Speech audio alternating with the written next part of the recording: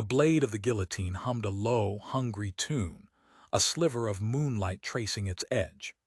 Below, the city was a sprawling beast, its lights a million unblinking eyes that knew nothing of the man who stood on the precipice of oblivion.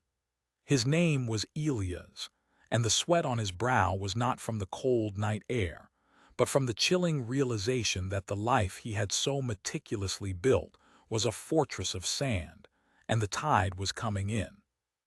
He wasn't on a literal scaffold, but the boardroom on the 87th floor felt just as final. The faces across the mahogany table were grim, their expressions a mixture of pity and predatory satisfaction. They had been his colleagues, his friends, he had thought. Now they were a pack of wolves, and he was the wounded stag. The restructuring, they called it, a clean, corporate euphemism for the brutal severing of his ambition. For 10 years, he had sacrificed everything for this company. His marriage had crumbled into a quiet, resentful truce. His daughter's childhood was a collection of missed birthdays and rushed bedtime stories. And for what? For a sterile handshake and a severance package that felt more like an insult than a consolation. He had been a lion in this urban jungle, or so he had believed. Now, he was just a man in a tailored suit that suddenly felt 2 sizes too big, his reflection in the panoramic window a ghostly stranger. The city lights blurred as a single hot tear escaped and traced a path down his cheek. He wiped it away with a furious swipe of his hand. Weakness. He despised it. He despised the trembling in his hands, the hollowness in his chest. As he rode the elevator down, the polished chrome walls reflected a man he no longer recognized. The descent was a silent, suffocating journey through the layers of his failure. Each floor he passed was a milestone in his life, a memory of a success that now tasted like ash. When the doors finally opened to the cavernous lobby, the security guard, a man whose name Elias had never bothered to learn, gave him a nod of sympathy. It was the final, crushing blow. He was no longer a titan of industry, he was an object of pity. He walked out into the rain-slicked streets, the city's indifferent symphony of sirens and horns a mocking soundtrack to his demise. He didn't take a cab, he walked.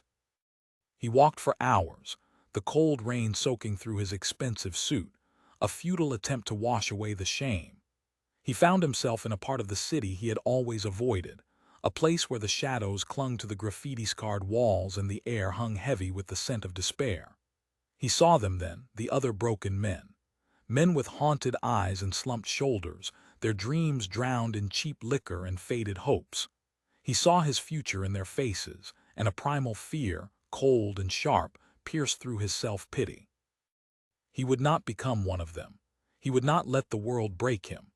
That night, huddled in the doorway of a forgotten bookstore, shivering and alone, Elias made a vow. He would not be defined by his failures. He would not be a victim of circumstance.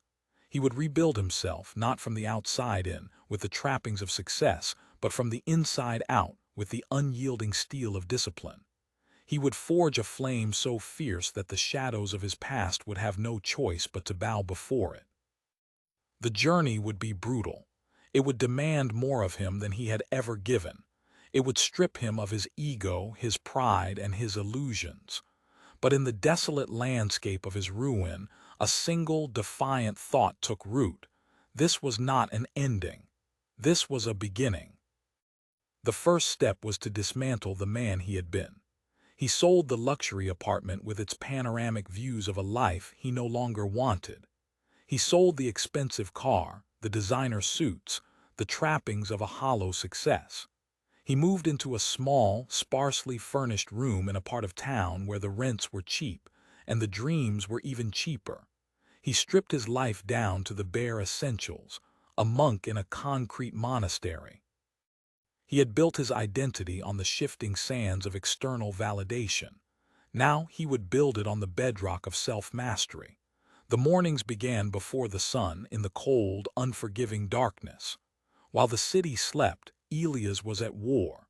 He ran until his lungs burned and his legs screamed, pushing past the point of exhaustion, then pushing further. He did not run from his past. He ran towards the man he was determined to become. The pain was a cleansing fire, burning away the weakness, the self-pity, the lingering taste of defeat. He found an old, forgotten boxing gym, a place that smelled of sweat and iron and the quiet desperation of men trying to punch their way out of their own personal hells. The owner, a grizzled old man named Marcus with hands like leather and eyes that had seen it all, took one look at Elias and saw not the broken executive, but the smoldering embers of a fighter. Marcus didn't offer sympathy. He offered a challenge. "The world will hit you harder than any man in this ring," he had said, his voice a low growl. "The question is, can you take the punch and keep moving forward?" Under Marcus's tutelage, Elias learned the brutal poetry of the sweet science. He learned to take a punch, to taste his own blood, and to get back up again and again. He learned that true strength wasn't about how hard you could hit, but about how hard you could be hit and still stand. The gym became his sanctuary, the heavy bag his confessor. With every jab, every cross, every hook, he was not just training his body, he was forging his will. He was learning to control his breath, to quiet his mind, to find stillness in the heart of the storm. But the physical battle was only half the war. The true enemy resided not in the boxing ring but in the labyrinth of his own mind. He had spent his life chasing shadows, believing that happiness was a destination, a prize to be won. He had been a slave to his desires, his ambitions, his fears. He had lived in a constant state of reaction, his emotions a tempest tossed by the winds of fortune. He knew that to conquer the world, he first had to conquer himself.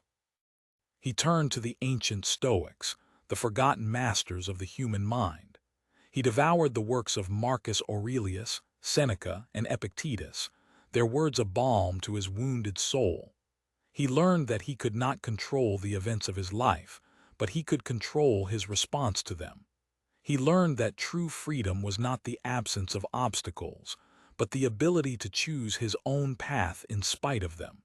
He began to practice the art of voluntary discomfort. He took cold showers, the icy water a shock to his system, a daily reminder that he could endure more than he thought. He fasted, learning to distinguish between the needs of his body and the desires of his mind. He practiced negative visualization, imagining the worst-case scenarios, not to dwell on them, but to rob them of their power. He was stripping away the layers of comfort and complacency that had made him soft, that had made him vulnerable. He was becoming comfortable with being uncomfortable. He was learning to find strength in austerity, clarity in simplicity. The change was not immediate.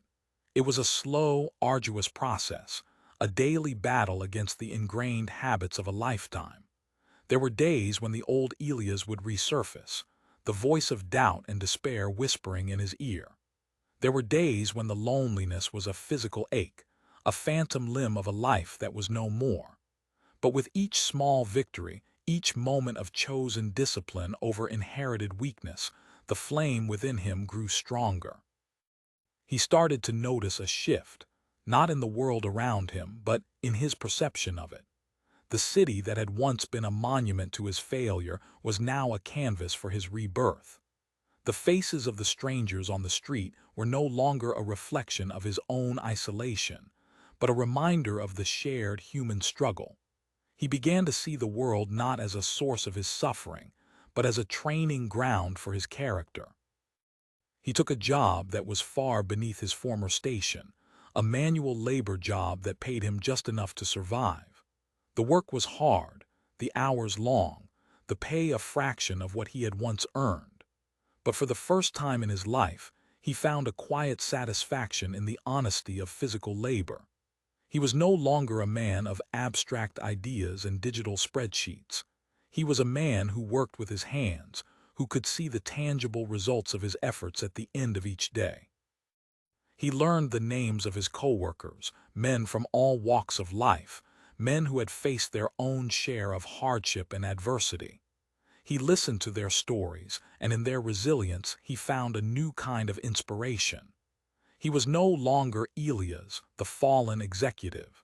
He was just Elias, a man among men, learning to find dignity in humility.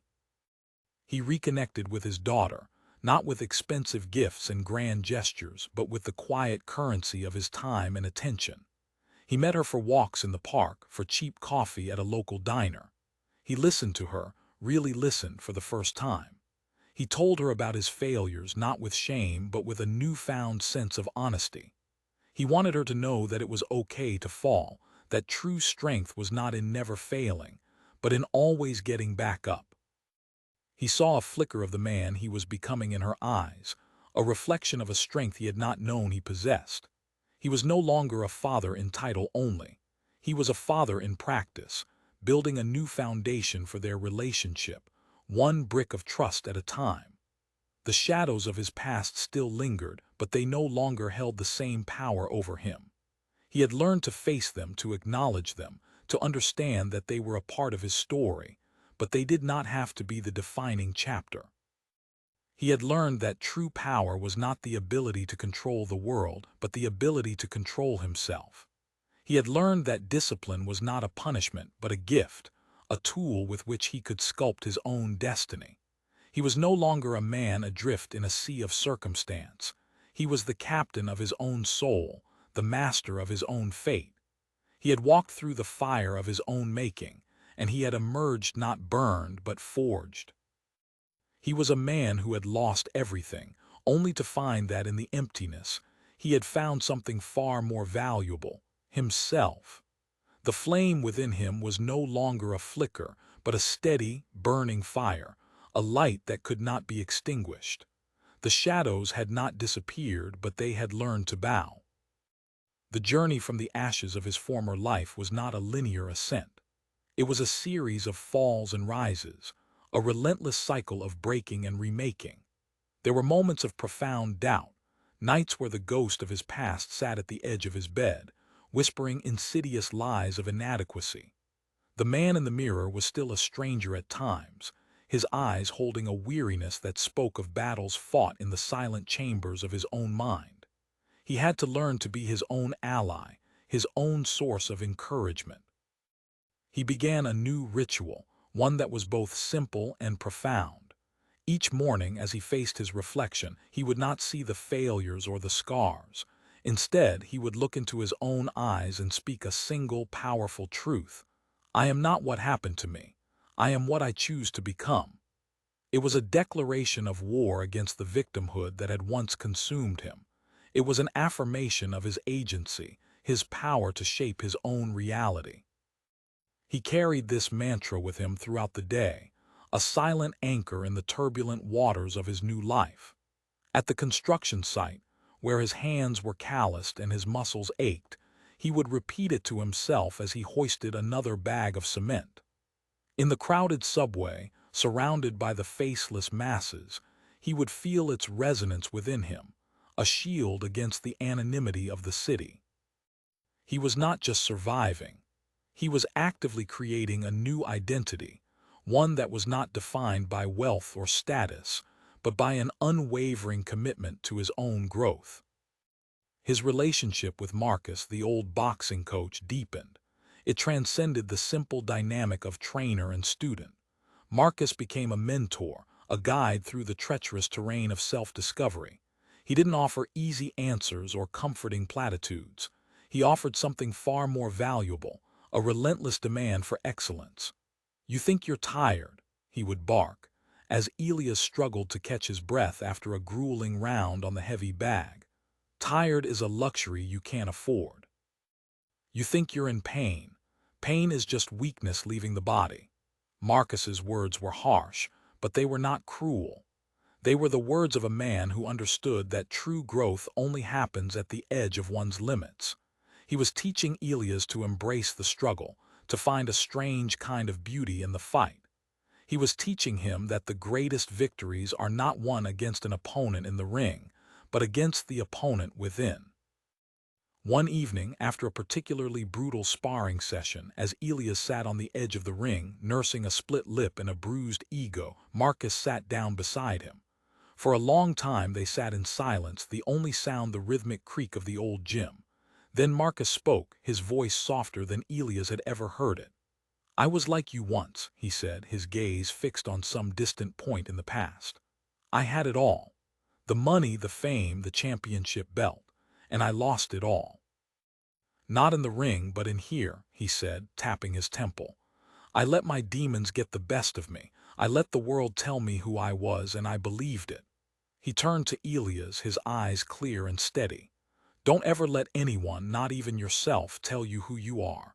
You are the only one who gets to decide that." In that moment, Elias understood that his journey was not unique. He was part of a long lineage of men who had been broken and had found a way to put the pieces back together, stronger than before. He was not alone. He began to apply the principles he was learning in the gym and from the Stoics to every aspect of his life.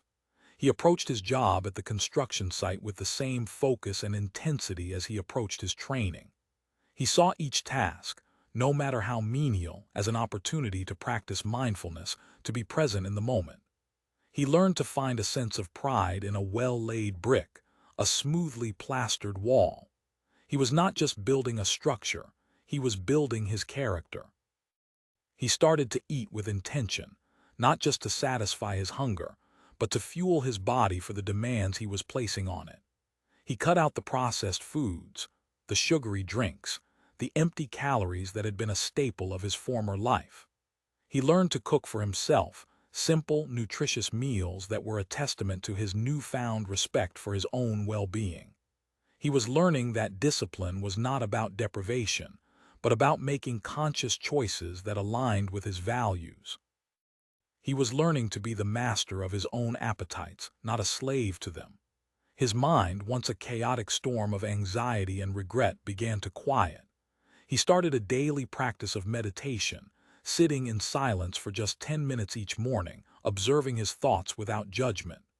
It was difficult at first, his mind a restless monkey, swinging from one branch of thought to another. But slowly, with patient persistence, he began to find moments of stillness, of clarity. He was learning to create a space between stimulus and response, a space where he could choose how to react to the world, rather than being a victim of his own emotional triggers. He was becoming the calm center of his own storm. He also began to write.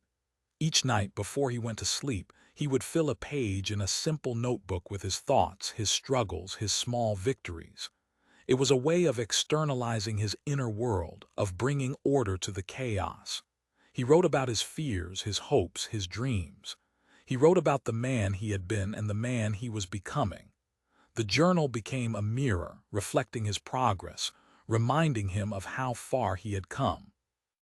It was a testament to his own resilience, a private monument to his own transformation. He was no longer just a character in his own story, he was the author. He was writing a new narrative, one of power, of purpose, of redemption. And with each word he wrote, he was reclaiming his own story, one sentence at a time. The shadows were still there, of course. They always would be. But now he understood that they were not something to be feared or fought. They were a part of him, a reminder of the darkness he had overcome. He was learning to walk with his shadows, to acknowledge their presence without letting them control him. He was learning that the brightest light casts the darkest shadow, and that true strength was not the absence of darkness, but the ability to shine in spite of it.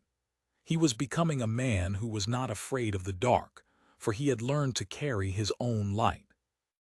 The transformation was not a sudden, dramatic event, but a gradual, almost imperceptible unfolding. It was like the slow, patient work of a sculptor, chipping away at the rough stone to reveal the masterpiece within. Elias was the sculptor, and the stone was himself. He was carving a new man from the raw material of his own suffering. And the tools he used were not of this world, but of the inner world: discipline, resilience, and an unwavering belief in his own potential. The city, which had once been a symbol of his defeat, was now his training ground, his crucible. He saw it not as a collection of buildings and streets, but as a living, breathing entity, a reflection of the human condition in all its messy, beautiful complexity. He walked its streets with a newfound sense of purpose, his head held high, his gaze steady. He was no longer a ghost in the machine. He was a force of nature, a man who had found his own center in the midst of chaos. He was a man who understood that the world does not give you what you want, it gives you what you are. And he was becoming a man of substance, a man of character, a man of power.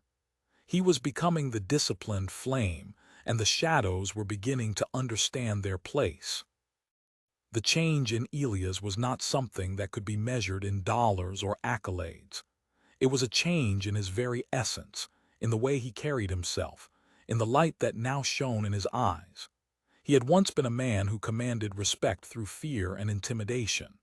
Now, he commanded respect through a quiet, unshakable confidence that radiated from him like a palpable force. His co-workers at the construction site, who had initially seen him as an aloof outsider, now sought his counsel. They saw in him a strength that went beyond the physical, a resilience that they themselves craved. He never preached or lectured. He simply led by example. He was the first to arrive and the last to leave. He took on the most difficult tasks without complaint. He treated everyone with the same level of respect, from the foreman to the youngest apprentice. He had learned that true leadership was not about being in charge, but about taking care of those in your charge. He was becoming a quiet pillar of strength in a world that was often chaotic and unforgiving. His relationship with his daughter continued to blossom. The chasm that had once separated them was now bridged by a newfound understanding and mutual respect. She saw the change in him, the peace that had replaced the restless ambition. She saw a father who was present, who was authentic, who was not afraid to be vulnerable. And in his vulnerability, she found a new kind of strength. He was no longer just the man who paid the bills. He was the man she looked up to, the man she was proud to call her father. He was teaching her, through his own example, that it is never too late to change, to rewrite your own story. One day, an accident occurred at the construction site. A scaffolding collapsed, and one of the younger workers, a boy named Leo, was trapped beneath a pile of rubble. Panic and chaos erupted. Men were shouting, running in circles, unsure of what to do. But Elias remained calm. He had trained for this moment, not in a construction safety course, but in the crucible of his own mind. He had learned to quiet the noise, to focus on what needed to be done. He took charge, his voice a steady, authoritative presence in the midst of the pandemonium. He organized the other workers, directing them with a clarity and precision that cut through the fear. He was the first one to reach Leo, his own safety a secondary concern. He worked with a feverish intensity, his hands raw and bleeding, until he was able to free the young man from the wreckage. As the paramedics wheeled Leo away, his injuries serious but not life-threatening, the other workers gathered around Elias. They looked at him with a mixture of awe and gratitude. In that moment, he was not just a co-worker, he was a hero. But Elias did not see himself as a hero. He had simply done what needed to be done. He had acted out of a sense of duty, of responsibility to his fellow man. He had acted from a place of strength that had been forged in the fires of his own adversity. He had become a man who ran towards the chaos, not away from it. The incident at the construction site was a turning point for Elias. It was a visceral, undeniable confirmation of his own transformation. He had been tested, and he had not been found wanting. He had faced a life-and-death situation and had acted with courage, with clarity, with compassion. He had become the man he had always wanted to be, not a man of wealth and power, but a man of character and integrity. He had found his purpose, not in the boardroom, but in the simple act of service to others. The news of his heroic act spread, and he was offered a promotion, a position as a foreman. It was a far cry from the corner office he had once occupied, but it was a position he had earned, not through ambition and cunning, but through hard work and a genuine concern for the well-being of his men. He accepted the position with a sense of humility and gratitude. He knew that the title was not what mattered. What mattered was the opportunity to make a difference, to be a positive influence in the lives of others. He was no longer just building structures. He was building a team, a community. He was building a legacy, not of wealth but of impact. He continued his training with Marcus, his dedication unwavering. The gym was still his sanctuary, his place of renewal. He had learned that the journey of self-mastery was a lifelong pursuit, a continuous process of growth and refinement. There was no final destination, only the path itself. And he had come to love the path, to embrace the struggle, to find joy in the process. He had learned that true happiness was not a fleeting emotion, but a deep and abiding sense of peace that came from living in alignment with his values. He had found his inner peace, not in the absence of conflict, but in the midst of it. He had learned to be the eye of the storm, the calm center of his own universe. He had become a man who was at home in his own skin, a man who was comfortable with who he was, scars and all. He had learned that true freedom was not the ability to do whatever he wanted, but the ability to be who he was meant to be. He was no longer a man in search of himself. He was a man who had found himself. And in finding himself, he had found everything. The shadows still danced at the edges of his vision, but they were no longer a source of fear. They were a reminder of the darkness he had overcome, a testament to the light he now carried within him. He was a man who had walked through the valley of the shadow of death and had emerged on the other side, stronger, wiser, and more alive than he had ever been before. He was the disciplined flame, and the darkness had no power over him. For he had learned the ultimate truth, that the only thing that can extinguish a flame is the will of the one who carries it, and his will was now unbreakable. Years passed. The city changed, as cities do, but the man Elias had become remained constant, a bedrock of integrity in a world of shifting sands. He was no longer a young man, his hair now streaked with gray, his face a roadmap of a life hard-lived and well-earned. He was still a foreman, still working with his hands, still finding a profound satisfaction in the simple act of creation. He had had opportunities to move up, to take a desk job, to return to the world of suits and spreadsheets. But he had always politely declined. He had found his place, not on the top floor of a skyscraper, but on the ground with his men, in the heart of the city's ceaseless rhythm of destruction and renewal. He was a legend in the construction trade, a man known for his fairness, his unwavering standards, and his uncanny ability to bring out the best in those who worked for him.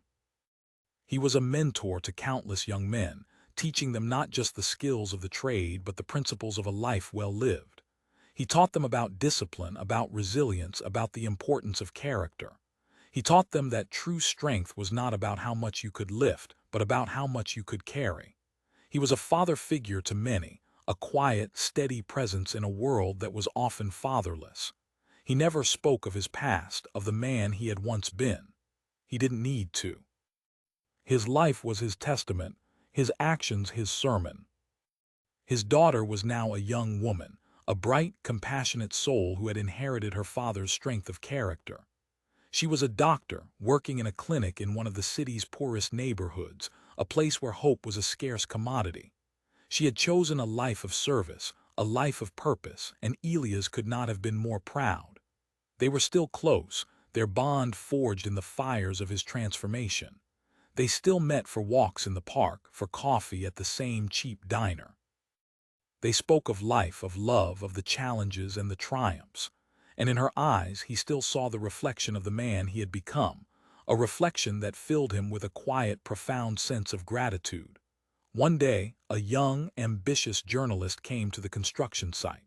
He had heard stories of Elias, of the legendary foreman who was more of a philosopher than a construction worker. He wanted to write a story about him, a human interest piece for a popular magazine. Elias was hesitant at first. He had no desire for fame or recognition, but he saw in the young journalist's eyes a genuine curiosity, a hunger for something more than just a good story. And so he agreed to speak with him. They met several times in the shadow of a half-finished skyscraper, the sounds of the city a constant hum around them. The journalist asked him about his life, about his philosophy, about the source of his inner strength. And for the first time in a long time, Elias spoke of his past. He spoke of the man he had been, of the emptiness of his success, of the crushing weight of his failure. He spoke of the night he had hit rock bottom, of the vow he had made in the doorway of a forgotten bookstore. He spoke of his journey, of the discipline, of the struggle, of the slow, arduous process of rebuilding himself from the inside out.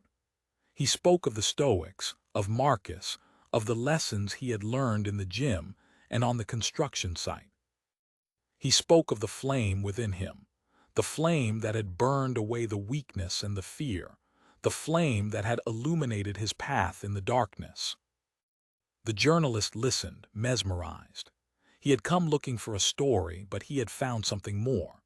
He had found a living, breathing example of a man who had transformed his life, a man who had found a way to live with purpose and meaning in a world that often seemed devoid of both. He had found a man who was a testament to the power of the human spirit to overcome adversity, to rise from the ashes, and to become something new, something better, something stronger. When the article was published, it caused a sensation. It was shared millions of times on social media, translated into dozens of languages. People from all over the world were inspired by Elias' story. They saw in him a reflection of their own struggles, their own hopes, their own potential. He received letters and emails from people from all walks of life, from CEOs to stay-at-home moms, from soldiers to students. They all had the same message: "You have given me hope. You have shown me that it is possible to change, to become the person I was meant to be." Elias was overwhelmed by the response. He had never sought to be an inspiration. He had simply tried to live his life with integrity and purpose. But he realized that his story was not just his own. It was a universal story, a story of the human struggle for meaning, for redemption, for self-mastery. And he felt a sense of responsibility to share what he had learned, to be a guide for others who were lost in the darkness. He started a small foundation, a nonprofit dedicated to helping men who had lost their way, men who were struggling with addiction, with depression, with the quiet desperation of a life without purpose. He didn't offer them easy answers or quick fixes. He offered them the same thing that Marcus had offered him: a challenge. He offered them a path, a discipline, a way to forge their own flame in the darkness. He had come full circle. He was no longer just a man who had saved himself. He was a man who was helping to save others. He had become a beacon of hope in a world that was often dark and unforgiving.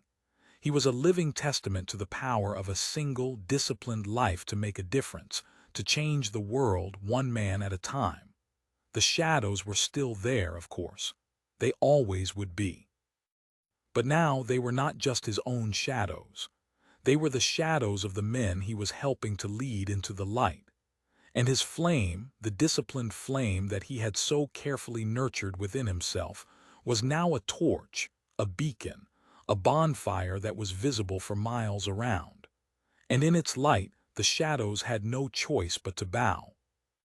Elias stood on the rooftop of the newly completed skyscraper, the wind whipping at his weathered jacket. The city sprawled beneath him, a tapestry of light and shadow, a living, breathing testament to the ceaseless dance of creation and destruction. It was the same city that had once been the backdrop to his greatest failure, the monument to his own personal apocalypse. Now, it was a symbol of his rebirth, a testament to the power of a single, disciplined will to reshape reality. He was not a young man anymore. The years had etched themselves onto his face, each line a story, each wrinkle a lesson learned. But his eyes were clear and bright, a reflection of the unquenchable flame that burned within him.